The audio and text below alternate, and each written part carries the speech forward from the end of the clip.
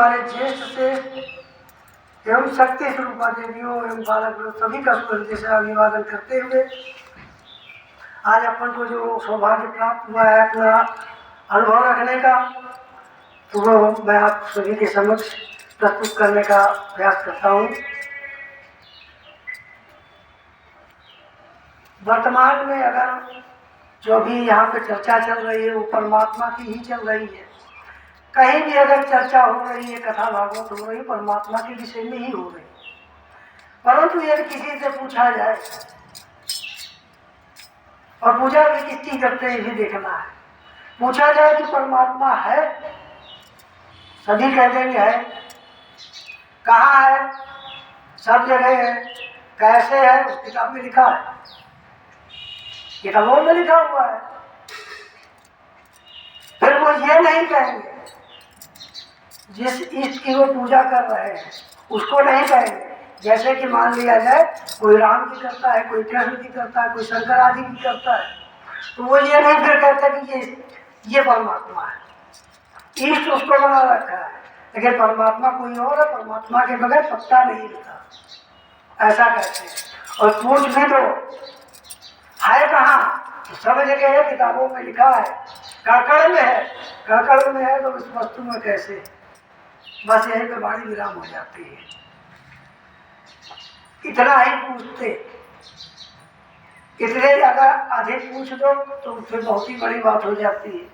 अरे काकड़ में है तो इसमें भी तो होना चाहिए। काकड़ से तो वो कण तो बहुत बारीक होता है, उससे बड़ा है लाखों करोड़ों करोड़ों से ये बन के तैयार हुआ है। इसे कहते हैं अणुमणियाम महितो महियाम। अणु छोटा अणु, उससे ये महितो महियाम बना है। नहीं तो कहाँ होता? सिर्फ हम अपनी दुकान चलाने के लिए, सिर्फ हम अपनी दुकान चलाने के लिए परमात्मा की चर्चा करते हैं। हमें चंदा मिलेगा, हमें अच्छा पैसा मिलेगा। यथार्थ का ज्ञान नहीं होता। यथार्थ की बात करने के लिए ही यहाँ पे कहा मैंने श्रुति स्मृति शास्त्र पुराण आदि कहाँ पढ़े, और यथार्थ विधान कर्मों को उनके करके रखा। ऐसा नहीं है कि मैंने सिर्फ पढ़ा है, करके भी देखा तो भी समाधान नहीं था। स्थायी समाधान की भी हमारे गुरु जी बात कर रहे थे और प्रवीण जी भी बात कर रहे थे। समाधान नहीं था, क्षणिक समाधान प्राप्त होता है। स्थायी समाधान तो हमें निज स्वरूप को प्राप्त करने के बाद होता है। और जब भी हम देखने जाते हैं, यदि परमात्मा का साक्षात्कार करते हैं तो दिखता क्या है? निज पद मृदु जगन बड़ी करे भंवर से पार। सदगुरु युक्ति में रखे अपना दिव्य स्वरूप। किसका स्वरूप देखा? अपना ही तो देखा, आंखों से देखा। तो ये मेरे सहित सब क्या दिखाए? अखंड मेरा ही स्वरूप दिखा। इसे हाथ लगा के देखा तो ये मेरा ही अखंड स्पर्श, और इसमें बजा के सुना तो मेरा ही तो था। और इसको हमने जब जीव से लगा के देखा तो मेरा ही था। और जब नाक से सुन के देखा मेरा ही अखंड गंध। यही 5 तन मात्राएं हैं। मात्रा स्पर्श है दाता सी जो से छुप चुके, ये हमेशा इन्हीं में पड़ जाते हैं। किसी को देखते हैं तो देखने में पड़ जाते हैं, उसका रूप सौंदर्य कौन कैसा है उसमें हम आसक्त हो जाते हैं। इसे कहते हैं विषय विकार मिटाओ देवा।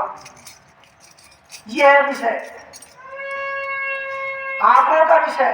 किसी चीज पे मतलब आसक्त हो जाना। हाथ त्वचा का स्पर्श जो है, किसी चीज को स्पर्श करना ही ये विषय है। आवश्यकता के अनुसार यदि हम स्पर्श करते हैं, आवश्यकता के अनुसार यदि हम देखते हैं, या आवश्यकता के अनुसार हम स्वाद लेते हैं, रस लेते हैं, आवश्यकता के अनुसार ही हम बोलते हैं, तो ये विषय नहीं है।